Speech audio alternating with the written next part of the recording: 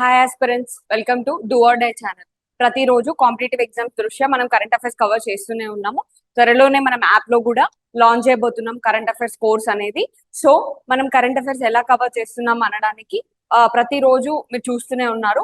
Objective and subjective exam పరంగా ఏ exam రాసినా, central, state, APPSC, TGPSC, UPSC ఏది రాసినా మనకి ఎలా ఉపయోగపడుతుందో మనం ప్రతిరోజు చూస్తూనే ఉన్నాం. కాబట్టి ఈ రోజు ఇంపార్టెంట్ కరెంట్ అఫైర్స్ ఏంటో ఒకసారి చూసేద్దాం. అయితే అమరావతి క్వాంటమ్ వ్యాలీ అనేది ప్రస్తుతం న్యూస్ లో ఉందండి. ఈ న్యూస్ లో ఏంటంటే మనకి ప్రపంచంలోనే మేటి భవనం అనేది ఒకటి, ఏపీకి సంబంధించిన న్యూస్, ఆంధ్రప్రదేశ్ కరెంట్ అఫైర్స్ అని అనుకోవచ్చు. దీనికి సంబంధించిన న్యూస్ ఒకటి ప్రస్తుతం మనకి కరెంట్ అఫైర్స్ లో ముఖ్యమైన భాగంగా ఉంది. అయితే ఈ క్వాంటమ్ భవనం గురించి ఒకసారి చూసుకుందాం. క్వాంటమ్ వ్యాలీ, ఐకానిక్ గా అమరావతి క్వాంటమ్ వ్యాలీ, ఇది ఒక బిల్డింగ్ అని చెప్పుకోవచ్చు. అయితే 40,000 చదరపు అడుగుల్లో నిర్మాణం చేయబోతున్నారు ఈ వ్యాలీని. గాలి చొరబడని విధంగా ఐసోలేషన్. ఇది ఏంటి అంటే బేసిక్ గా ఇక్కడికి ఇన్వెస్ట్మెంట్స్ అవన్నీ తీసుకురావడానికి ప్రపంచంలోనే అత్యాధునిక టెక్నాలజీ వాడుతూ ఇక్కడ ఏం చేస్తున్నారంటే ఈ అత్యాధునిక టెక్నాలజీ వాడుతూ అన్ని నిర్మాణ రంగాలని ఇక్కడ తీసుకురావడానికి, లేకపోతే వివిధ సంస్థలని, కంపెనీలు, స్టార్టప్లు, పరిశోధనలు నిర్వహించే సంస్థలు, క్వాంటమ్ హార్డ్వేర్ సంస్థలు, విశ్వవిద్యాలయాలకు ప్రభుత్వం భూములు కేటాయిస్తుందని ఒక అధికారి తెలిపారు అని చెప్పి ఒక న్యూస్ అయితే మనకు ప్రస్తుతం ఉంది. దీని గురించి మనకి డీటెయిల్డ్ ప్రాజెక్ట్ రిపోర్ట్, డిపిఆర్ అంటాము. డిపిఆర్ అనేది ఏ సంస్థ ఇచ్చిందని ఇక్కడ చెప్తున్నారు అని అంటే మనకి ఇక్కడ ఇస్తున్నారు చూడండి, సంస్థ డిపిఆర్ ఏ సంస్థ ఇచ్చిందంటే ఐబిఎం సంస్థ డిపిఆర్ ను ప్రభుత్వానికి అందించింది అనేది ఇక్కడ ఇంపార్టెంట్ న్యూస్. అయితే ఈ డీటెయిల్డ్ ప్రాజెక్ట్ రిపోర్ట్ తర్వాత మనకి నమూనా అనేది బయటికి వస్తుంది. అది వచ్చిన తర్వాత మనం ఈ క్వాంటమ్ వ్యాలీ గురించి ఇంకా డీటెయిల్డ్ ఇన్ఫర్మేషన్ అనేది కవర్ చేయడం జరుగుతుంది. కేవలం మీరు ఇప్పుడు గుర్తుపెట్టుకోండి, అమరావతి అండ్ క్వాంటమ్ వ్యాలీ అనేది గుర్తుపెట్టుకుంటే మీకు ఇక్కడ సరిపోతుంది. ఫర్దర్ గా ఏవైనా న్యూస్ మళ్ళీ దీని గురించి వచ్చినప్పుడు మనం క్లియర్ గా, ఇప్పటికే ఓన్లీ డీటెయిల్ ప్రాజెక్ట్ రిపోర్ట్ మాత్రమే ఉంది కాబట్టి ఇది ఒక కొలిక్ వచ్చిన తర్వాత మనం దీని గురించి మొత్తం కవర్ చేయడం జరుగుతుందండి. నెక్స్ట్, తాలాష్ ఇనిషియేటివ్ అనేది ప్రస్తుతం న్యూస్ లో ఉంది. ఈ తాలాష్ ఇనిషియేటివ్ ఎవరికి సంబంధించింది అంటే ట్రైబల్ స్టూడెంట్స్ కి సంబంధించింది. వాళ్ళ యొక్క సెల్ఫ్ ఎస్టీమ్, వాళ్ళ యొక్క యాప్టిట్యూడ్ డెవలప్ చేయడానికి, వాళ్ళలో లైఫ్ స్కిల్స్ అనేవి ఎంకరేజ్ చేయడానికి, వాళ్ళలో లైఫ్ స్కిల్స్ ఇంపార్ట్ చేయడానికి అనేది ఈ ప్రస్తుతం ఈ తాలాష్ అనే ఇనిషియేటివ్ ని తీసుకొచ్చారు. ఇలాంటి ఇనిషియేటివ్స్ కానీ వర్డ్స్ ఏవైతే ఉంటాయో, ఇప్పుడు మనం ఉజ్వల స్కీమ్ అంటాం, అది దేనికి సంబంధించింది, అలానే తాలాష్ ఇనిషియేటివ్ ఎవరికి సంబంధించింది అని అడిగే ఛాన్స్ కూడా ఉంటుంది. కాబట్టి ఫస్ట్ ఆఫ్ ఆల్ ఆ ఇనిషియేటివ్ ఏంటి అనేది చూస్తాము. దాని తర్వాత అసలు ఆ ఇనిషియేటివ్ లో భాగంగా ఏమేం స్టెప్స్ తీసుకుంటున్నాము అనేది చూస్తాము. Recently national educational society for tribal students autonomous organisation under the ministry of tribal affairs launched TALASH initiative అనేది లాంచ్ చేయడం జరిగింది అనమాట. ఈ తాలాష్ ఇనిషియేటివ్ గురించి మనం ఒకసారి చూసుకుంటే tribal aptitude, life skills and self esteem hub. TALASH యొక్క ఫుల్ ఫామ్ ఏంటంటే tribal aptitude, life skills and self esteem hub అంటున్నాము. అంటే మూడిటిలో దీని యొక్క ప్రావీణ్యం చూపించబోతుంది ఈ స్కీమ్. ఏంటది? ట్రైబల్ స్టూడెంట్స్ లో ఆప్టిట్యూడ్ బిల్డ్ చేయడము, వాళ్ళ యొక్క లైఫ్ స్కిల్స్ అనేవి మరింత మెరుగుపరచడము, సెల్ఫ్ ఎస్టీమ్ అనేది పెంచడము. ఈ మూడు పనులు ఈ తాలా స్కీమ్ ద్వారా కవర్ చేయబోతున్నారు. All round development of students in Eklavya model residential schools. ఈ తాలాష్ అనే స్కీమ్ ఎక్కడ ప్రారంభించబోతున్నారు, లేకపోతే ఎక్కడ దీన్ని అమలు చేయబోతున్నారు అంటే ఏకలవ్య మోడల్ రెసిడెన్షియల్ స్కూల్స్ లో ఈ పర్టికులర్ తాలాష్ అనే scheme ministry of tribal affairs కింద ఈ ఏకలవ్య మోడల్ రెసిడెన్షియల్ స్కూల్స్ లో దీన్ని ఒక ప్రారంభించి వాటి యొక్క ఏమంటారు వీటిని ఇక్కడ తీసుకురాబోతున్నారు. అయితే it was launched by national educational society for tribal students. ఎవరు లాంచ్ చేశారు అంటే national educational society for tribal students in partnership with UNICEF. ఇది వెరీ వెరీ ఇంపార్టెంట్. చాలా సార్లు మనకి స్టేట్మెంట్ బేస్డ్ క్వశ్చన్స్ ఇస్తూ ఉంటారు. ఆ స్టేట్మెంట్ బేస్డ్ క్వశ్చన్స్ లో ఏం చేస్తారంటే ఇప్పుడు only national education for tribal students అని ఇచ్చేసి ఓన్లీ అనే ఆప్షన్ ఇస్తూ ఉంటారు చాలా సార్లు. అప్పుడు మనం ఏం చేస్తాం, ఇక్కడ సొసైటీ ఫర్ ట్రైబల్ స్టూడెంట్స్ అని ఉంది కదా, ఇది ట్రైబల్స్ కి రిలేటెడ్ అని చెప్పేసి గెస్ట్ చేసేసి అక్కడ దాకా కరెక్టే అనుకుంటాం. కానీ అది ఓన్లీ కాదు, ఇన్ పార్ట్నర్షిప్ విత్ యూనిసెఫ్ అనేది చాలా చాలా ఇంపార్టెంట్ అవుతుందండి. It AIIMS to improve both the educational and personal growth. కేవలం విద్య మాత్రమే కాదు, పర్సనల్ గ్రోత్ కూడా ఇంపార్టెంట్ అనే దృశ్యాన్ని ఈ తాలాష్ అనే ఇనిషియేటివ్ తీసుకురావడం జరిగింది. నెక్స్ట్ చూసుకుంటే ఫీచర్స్ ఆఫ్ తాలాష్ ఇనిషియేటివ్. దీంట్లో భాగంగా ఏం చేయబోతున్నాము అనంటే it is an innovative digital platform ఇది ఇన్నోవేటివ్ డిజిటల్ ప్లాట్ఫామ్ అనేది కీవర్డ్ ఇక్కడ. డిజైన్ టు ఎక్విప్ EMRS అంటే Eklavya model residential school students with essential tools for self discovery and career planning కి, మరియు వాళ్ళని వాళ్ళు తెలుసుకోవడానికి, వాళ్ళలో ఎలాంటి టాలెంట్ ఉందని వాళ్ళే గుర్తించడానికి ఈ పర్టికులర్ డిజిటల్ ప్లాట్ఫామ్ అనేది చాలా హెల్ప్ అవుతుందని చెప్తున్నారు. It promotes self awareness, helps students to make informed career choices and build essential life skills. Already ఆ తాలాష్ అనే ఫుల్ ఫామ్ చెప్పినప్పుడే మనం దాంట్లో యాప్టిట్యూడ్, లైఫ్ స్కిల్స్ అని మాట్లాడుకోవడం జరిగింది కాబట్టి సేమ్ అవే ఇక్కడ ప్రమోట్ చేయాలని చూస్తున్నారు. నెక్స్ట్ ఇంపార్టెంట్ థింగ్ వచ్చేసి world population day. July 11th రోజు వరల్డ్ పాపులేషన్ డే అనేది మనము నిర్వహించడం జరిగింది. ఈ వరల్డ్ పాపులేషన్ డే అనేది ప్రతి సంవత్సరం జరుపుకునే ఒక యాన్యువల్ ఈవెంట్. దేనికోసం అంటే పాపులేషన్ వల్ల వచ్చే ఇంపాక్ట్స్ ఏంటి, వాటి వల్ల వివిధ రంగాల మీద ఎలాంటి ఇంపాక్ట్ ఉంటుంది, పాపులేషన్ ని ఎలా కంట్రోల్ చేయాలి అనే వివిధమైన థింగ్స్ మీద అవేర్నెస్ క్రియేట్ చేయడానికి వరల్డ్ పాపులేషన్ డే అనేది ప్రతి సంవత్సరం జూలై 11వ మనము సెలబ్రేట్ చేసుకోవడం జరుగుతుంది. అయితే this years world population day will take place on Friday July 11, 2025. Theme చూసుకోవడం ఇంపార్టెంట్. థీమ్ అనేది ప్రతి డేకి చాలా సార్లు ఇంపార్టెంట్. ఇప్పుడు world environment day, world water day, world tourism day, ఇలాంటి వాటికి థీమ్స్ అనేవి చాలా చాలా ఇంపార్టెంట్ అండి. అలానే వరల్డ్ పాపులేషన్ డే యొక్క థీమ్ కూడా మీరు సెంట్రల్ ఎగ్జామ్స్, బ్యాంక్ ఎగ్జామ్స్ లేదా రీసెంట్ ఏవైనా ఎగ్జామ్స్ రాసుంటే ఈ థీమ్స్ అనేవి తప్పకుండా అడుగుతూ ఉంటారు. కాబట్టి వరల్డ్ పాపులేషన్ డే 2025 యొక్క థీమ్ ఏంటండి? Empowering young people to create the families they want in a fair and hopeful world. Empowering young people to create the families they want in a fair and hopeful world. ఇది theme అండి. అయితే దీని యొక్క background కూడా ఒకసారి కనుక్కుందాము. World population day ప్రతి year July 11 చేసుకుంటామని చూసాం కదా. World population day was established by governing council of the United Nations development programme in 1989. 1989లో ఈ పర్టికులర్ డే ని సెలబ్రేట్ చేసుకుందామని చెప్పేసి గవర్నింగ్ కౌన్సిల్ UNDP డిసైడ్ చేసింది. అయితే ఈ UNDP ఎందుకు డిసైడ్ చేసింది 1989లో అంటే 1987 July 11th రోజు ఈ 5 బిలియన్ డే అనేది ప్రపంచ వ్యాప్తంగా పాపులేషన్ 5 బిలియన్ మార్క్ ని ఈ రోజు July 11th 1987 టచ్ చేసింది. దాన్ని కమమరేట్ చేస్తూ when the world's population reached 5 billion, దీన్ని కమమరేట్ చేస్తూ 1989లో వరల్డ్ పాపులేషన్ డే అనేది July 11th సెలబ్రేట్ చేసుకోవాలని చెప్పేసి governing council of United Nations development programme అనేది డిసైడ్ చేయడం జరిగింది. నెక్స్ట్ ఇది ఎవరు ఫస్ట్ టైం చేశారు అని అంటే డాక్టర్ కేసీ జకరయా అనే ఒక person, a senior demographer at the World Bank, suggest that this day be commemorated. ఈ డే ని సెలబ్రేట్ చేయాలని ఫస్ట్ టైం చెప్పింది ఎవరు? Doctor K C Zachariah. Next the first World population Day was celebrated on July 11, 1990. 1989లో decide చేశారు, 1990లో celebrate చేశారు.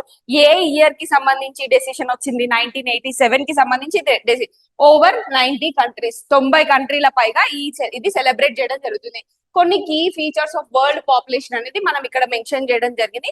దీంట్లో ఈ last 3 points very very important అండి. ఎందుకంటే నెక్స్ట్ మీరు నేషనల్ వైడ్ ఏదైనా ఎగ్జామ్ రాసినా, స్టేట్ వైడ్ ఏదైనా ఎగ్జామ్ రాసినా, పాపులేషన్ అనేది ఏదైనా ఇంపార్టెంట్, పాపులేషన్ అనేది మీ సిలబస్ లో టాపిక్ గా ఉంటే ఇవి పక్కా ఇంపార్టెంట్ పాయింట్స్ అవుతాయి మీకు. ఇవి 3 మెన్షన్ చేసుకోండి.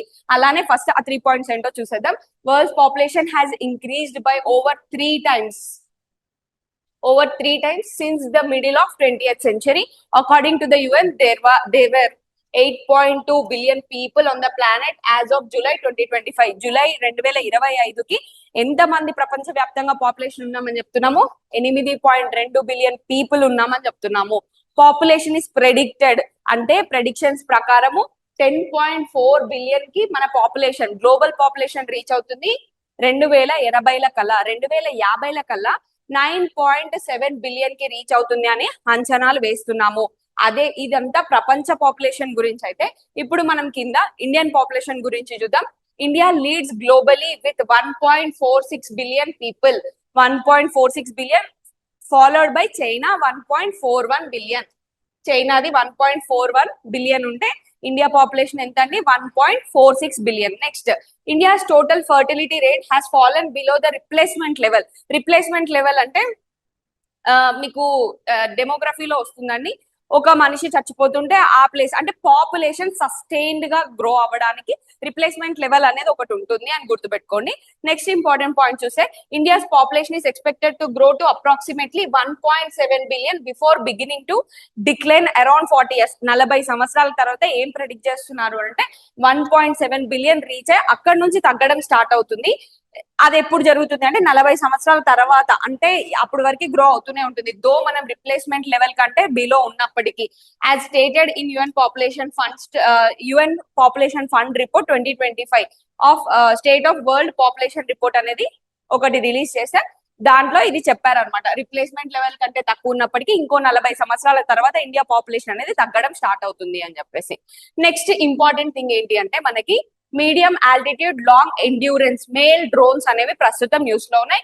ఈ మెయిల్ డ్రోన్స్ అంటే ఏంటి, ఇప్పుడు ప్రస్తుతం న్యూస్ లో ఎందుకు ఉన్నాయి అనేది చూసుకుంటే ఇండియా ఏం చేస్తుందంటే ఈ మెయిల్ డ్రోన్స్ అనేవి మీడియం రేంజ్ డ్రోన్స్ అనేవి ఇజ్రాయెల్ నుంచి తీసుకునేది.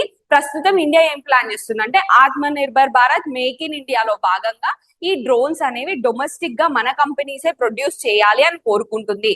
దాంట్లో భాగంగానే మనము ఇన్వెస్ట్మెంట్ చేయడం జరుగుతుంది. సో ఇప్పుడు న్యూస్ లో ఎందుకు ఉందంటే India has fast tracked 20,000 crore procurement, 20,000 కోట్లు 87 medium range altitude long endurance drones for domestic firms to strengthen border surveillance.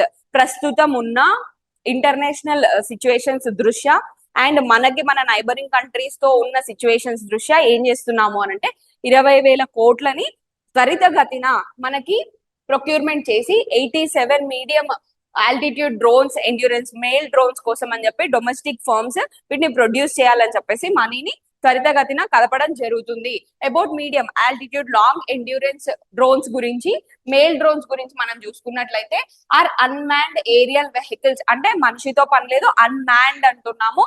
Unmanned aerial vehicles that operate at medium altitudes up to 35,000 feet అండి and are capable of sustained flights over 30 hours. 30 గంటలకి almost 30 గంటలు వాటిలో ఉన్న fuel use చేసుకుంటూ అవి తిరగలుగుతాయి. Plus ఏంటి అంటే 35,000 feet height వరకు అవి ఎగరగలుగుతాయి. They are used for intelligence, surveillance, reconnaissance and limited combat missions కోసం దీన్ని వాడతారు. ఎవరు డెవలప్ చేస్తున్నారంటే మేక్ ఇన్ ఇండియా ఇనిషియేటివ్ లో భాగంగా తీసుకొస్తున్నాం. ఇంతకు ముందు ఎవరు చేస్తుండే ఇజ్రాయెల్ ఫర్మ్స్ నుంచి మనం తీసుకునే వాళ్ళం.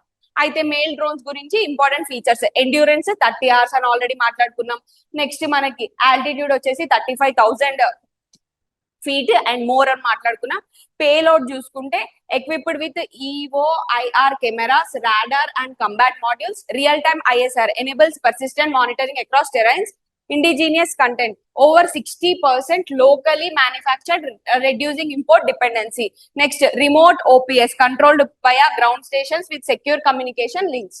So ikkada ఇవి. నెక్స్ట్ చూసుకుంటే మనకి కెటాస్ట్రోఫీ బాండ్స్, క్యాట్ బాండ్స్ అంటాము. ప్రస్తుతం ఇది న్యూస్ లో ఉంది. ఈ క్యాట్ బాండ్స్ అంటే ఏంటి అంటే ఫస్ట్ న్యూస్ లో ఎందుకు చూద్దాము. India's growing vulnerability to climate disaster, reignited policy interest in catastrophe bonds as a financial instrument for disaster risk financing. ఇక్కడ మీకు డెఫినేషన్ ఎందుకు న్యూస్ లో ఉంది అనే విషయం చూసినప్పుడు మీకు 2 విషయాలు అర్థం కావాలి. ఈ బాండ్స్ దేనికి సంబంధించినవి, డిసాస్టర్ రిస్క్ మేనేజ్మెంట్ కి సంబంధించినవి. ఈ బాండ్స్ దేనికి రిలేటెడ్ అంటే వల్నరబిలిటీని కాస్త ఫినాన్షియల్ ఆపర్చునిటీగా మార్చుకోవడానికి ఒక బాండ్ అనే విషయాన్ని గుర్తుపెట్టుకోండి. అయితే catastrophe bonds are, first definition చూద్దాము. Catastrophe bonds are insurance linked securities that convert disaster risk into tradable financial products. అంటే ఇక్కడ చూడండి, convert disaster into tradable financial products, cat bonds అంటాం వాటిని. They transfer the financial risk of natural disasters like earthquake, cyclones and floods from government. అంటే ఎవరి దగ్గర నుంచి risk transfer చేస్తుందండి, గవర్నమెంట్ మరియు ఎవరైతే ఇన్సూరర్స్ ఉంటారో వాళ్ళ దగ్గర నుంచి గ్లోబల్ క్యాపిటల్ మార్కెట్ కి ఈ రిస్క్ ని ట్రాన్స్ఫర్ చేస్తుంది వాటిని. అందుకని ఈ క్యాట్ బాండ్స్ మీద మళ్ళీ ఒకసారి ఇండియా ఈ గ్రో అవుతున్న ఎర్త్ క్వేక్స్, ఫ్లడ్స్, ఈ సిచ్యువేషన్స్ అన్నిటికీ క్యాట్ బాండ్స్ అనేవి హెల్ప్ అవుతుంది అని చెప్పేసి ఇండియా రీథింక్ చేస్తుంది. మళ్ళీ కీ ఫీచర్స్ ఏంటి అంటే హై ఈల్డ్ రిటర్న్స్ ఉంటాయి. పారామెట్రిక్ ట్రిగర్స్ చూసుకుంటే payouts are linked to measurable events, threshold, wind speed, Richter scale, magnitude, వాటిని బేస్ చేసుకొని రిటర్న్స్ ఉంటాయి. నెక్స్ట్ చూసుకుంటే ఇండిపెండెన్స్ ఫ్రమ్ మార్కెట్ రిస్క్, అంటే మార్కెట్ తో సంబంధం లేదు, అది ఎవరు డిసైడ్ చేస్తారు అని అంటే నేచర్ డిసైడ్ చేస్తుంది కాబట్టి మార్కెట్ రిస్క్స్ కి చాలా దూరంగా ఉంటుంది. Next India and global south, ఇది ఎందుకు న్యూస్ లో ఉంది అనే ఒక విషయాన్ని చూసుకుంటే ఇండియా అండ్ గ్లోబల్ సౌత్ గురించి మనం ఎందుకు ఇంతలా మాట్లాడుతున్నాం అంటే రీసెంట్ గా పిఎం గారు బ్రిక్స్ మీటింగ్ లో గ్లోబల్ సౌత్ దక్షిణార్ధ గోళం గురించి ఆల్రెడీ మాట్లాడడం జరిగింది. అందుకని చెప్పి గ్లోబల్ సౌత్ అనేది ప్రస్తుతం న్యూస్ లో ఉంది కాబట్టి మనం గ్లోబల్ సౌత్ గురించి ఒకసారి చూసుకోవాల్సి ఉంటుంది. గ్లోబల్ సౌత్ అంటే సింపుల్ గా గుర్తుపెట్టుకోండి, ఇక్కడ ఎల్లో కలర్ లో ఉన్న countries first thing. Second thing వచ్చేసి ఏంటి అంటే developing countries versus developed countries. Developed countries ని నార్త్ అని, గ్లోబల్ నార్త్ అని, గ్లోబల్ సౌత్ అంటే డెవలపింగ్ కంట్రీస్ అని గుర్తుపెట్టుకోండి. అంతవరకే గుర్తుంటే ఇప్పుడు మనం మాట్లాడేది మీకు అర్థమవుతుంది. ఇక్కడ చూసుకుంటే గ్లోబల్ సౌత్ గురించి Indian prime minister 5 nation tour across. ప్రస్తుతం Indian prime minister 5 nation tour complete అయిందండి. Ghana, Trinidad and Tobago, Argentina, Brazil, Namibia. Market strategic outreach to Global South strengthening India's leadership in developing world. అయితే ఈ Global South అంటే ఏంటి అంటే referring to group of developing and emerging countries, mostly Asia, Africa, Latin America and Oceania, that share similar developmental challenges, seek greater representation in global decision making platforms. Basic గా ఇక్కడ ఏం చెప్పదలుచుకుంటున్నారు అని అంటే ఇవన్నీ developing and emerging nations, వీటన్నిటికీ ప్రపంచవ్యాప్తంగా గానీ వాటికి గానీ ఒకలాంటి ఛాలెంజెస్, పావర్టీని ఎలా డీల్ చేయాలి, ఒకలాంటి పాపులేషన్ గ్రోత్ ఉండడము, లేదంటే ఒకలాంటి ఎంప్లాయ్మెంట్ ఇష్యూసే ఉండడము, economic issues, financial and social issues ఉండడము అనేది వీటిలో కామన్ పాయింట్ అని చెప్తున్నారు. ఒరిజిన్ చూసుకుంటే ఈ టర్మ్ అనేది 1960s లో కాయిన్ చేయబడింది. Carl Oglesby during the Vietnam war. ఈ వియట్నాం వార్ జరుగుతున్న సమయంలో ఈ గ్లోబల్ సౌత్ అనే పదాన్ని ఆయన ఫస్ట్ టైం కాయిన్ చేయడం జరిగింది. Gained prominence with Brandt line 1980 which demarcated the wealthy north from underdeveloped south. ఈ పర్టికులర్ థింగ్ ద్వారా 1980 నుంచి ఇది ఒక ప్రాముఖ్యత సంతరించుకుంది. Popularized in recent decades due to dissatisfaction with the global governance system, especially COVID-19, Ukraine war and climate crisis. ఈ మూడు things ఏం చేశాయంటే బేసిక్ గా అగ్ని కాజ్యం పోసినట్టు ఈ COVID-19, ఉక్రెయిన్ వార్ అండ్ మనకి క్లైమేట్ క్రైసిస్ అనేది రీసెంట్ గా డెవలప్మెంటల్ కంట్రీస్ అన్నిటిని అసహనానికి గురి చేశాయని చెప్పుకోవచ్చు. డిప్లొమాటిక్ వాయిస్ గురించి మనం ఇక్కడ చూసుకుంటే India hosted voice of global south summits 23-24 లో ఈ గ్లోబల్ సౌత్ కంట్రీస్ అన్నిటిని హోస్ట్ చేసింది India. Backed African unions membership in the G20. India's presidency కాలంలోనే 2023లో సదర్న్ కన్సర్న్స్ గురించి ఇండియా చాలా గట్టి వాయిస్ వినిపించడం జరిగింది. మొన్న బ్రిక్స్ నేషన్స్ అప్పుడు కూడా అదే జరిగింది. కాబట్టి ఇకపై అంటే మీరు చూసుకున్నట్టయితే ప్యారిస్ అగ్రిమెంట్ కావచ్చు, differentiated but common responsibility, common but differentiated responsibility, ఇలాంటి వాటి గురించి మనం మాట్లాడుకున్నాం. అంటే మీరు డెవలప్ అయిన కాస్ట్ మేము ఎందుకు పే చేయాలి? డెవలప్డ్ కంట్రీస్ ఆల్రెడీ వాడుకొని మొత్తం రిసోర్సెస్ వాడుకొని ఎన్విరాన్మెంట్ మొత్తము చేసేసి పాడు చేసేసి ఆల్రెడీ డెవలప్ అయిపోయింది. ఇప్పుడు డెవలప్ అవుతున్న కంట్రీస్ ఎందుకు దానికి పే చేయాలి? అట్లాని మొండితనానికి వెళ్ళలేము. మరి ఎవరు పే చేస్తారా మనీ అనే విషయాన్ని మనం తరచుగా ఎన్విరాన్మెంటల్ ఇష్యూస్ లో చూస్తూ ఉంటాం. కాబట్టి గ్లోబల్ సౌత్ ఇష్యూస్ మీకు అర్థం అవుతేనే ఎందుకు ఆ డిఫరెన్షియేటెడ్ ఆర్గ్యుమెంట్స్ జరుగుతున్నాయి అనే విషయం మీకు అర్థమవుతుంది. స్ట్రాటజిక్ పార్ట్నర్షిప్స్ ఇప్పుడు వెళ్ళిన 5 కంట్రీస్ తో ఏం కుదుర్చుకొని వచ్చారంటే Ghana rare earth mineral mining maritime security, Argentina lithium explosion deal via KABIL in Catamarca, Namibia UPI fintech rollout biofuels and critical minerals Namibia తోటి. Brazil defence deals including interest in Akash missile system, ఇది already మనం cover చేసేసాము. Next cultural diplomacy చూసుకుంటే PM's addresses to foreign parliaments, yoga promotion and diaspora engagement boost India soft power. ఇవి strategic partnerships కింద ఇప్పుడు వెళ్ళిన 5 countries తో మనం కుదుర్చుకొని వచ్చినవి. Next legislative productivity in India అనేది ప్రస్తుతం న్యూస్ లో ఉందండి. ఇది ఏంటి అంటే లెజిస్లేటివ్ ప్రొడక్టివిటీ అంటే ఏంటి అంటే దేర్ వాజ్ అన్ ఆర్టికల్, ఒక 4-5 years బ్యాక్ అనుకుంటే ఒక ఆర్టికల్ ఉంటుంది. ఏంటి అంటే ఒకవేళ లెజిస్లేటివ్ ఇప్పుడున్న లెజిస్లేచర్స్ కానీ పార్లమెంట్స్ కానీ ఒకప్పుడు కాన్స్టిట్యూషనల్ అసెంబ్లీ వర్క్ చేసినంత వర్క్ చేయకపోతుంటే, ఒకవేళ ఇప్పుడు కానీ కాన్స్టిట్యూషన్ ఫ్రేమ్ చేయాలనుకుంటే ఇప్పుడున్న ప్రొడక్టివ్ డేస్, ఇప్పుడున్న number of hours, working hours అన్ని చూసుకుంటే మనకి కనీసం కాన్స్టిట్యూషన్ రావడానికి ఒక 10 ఏళ్ల పైన పడుతుందంట. అంత సెటరికల్ గా ఉంది సిచ్యువేషన్. అయితే లెజిస్లేటివ్ ప్రొడక్టివిటీ గురించి ఒకసారి చూసుకుందాము. లోక్సభ స్పీకర్ ప్రస్తుతం while speaking at the national conference of urban local bodies chairpersons highlighted the need to enhance legislative productivity and discourse quality. ఇది బేసిక్ గా యాజ్ ఇట్ ఈస్ గా తీసుకొని మీ పాలిటీ నోట్స్ లో ఇంక్లూడ్ చేసుకోండి. ఎందుకంటే లెజిస్లేటివ్ ప్రొడక్టివిటీ అనేది చాలా చాలా ఇంపార్టెంట్ విషయం అండి. అండ్ యాజ్ ఇట్ ఈస్ గా ఇది ఇంట్రొడక్షన్ కింద వాడుకోవచ్చు. What is the status of legislative productivity in India అంటే, బేసిక్ గా లెజిస్లేటివ్ ప్రొడక్టివిటీ అంటే ఏంటి అంటే ఎఫిషియన్సీ, ఎఫెక్టివ్నెస్. ఎన్ని గంటలు కూర్చుంటున్నారు, ఎంత ఎఫిషియెంట్ గా పనిచేస్తున్నారు, ఎంత ఎఫెక్టివ్ గా లాస్ చేస్తున్నారు, with which legislative bodies such as parliament and state legislatures are functioning.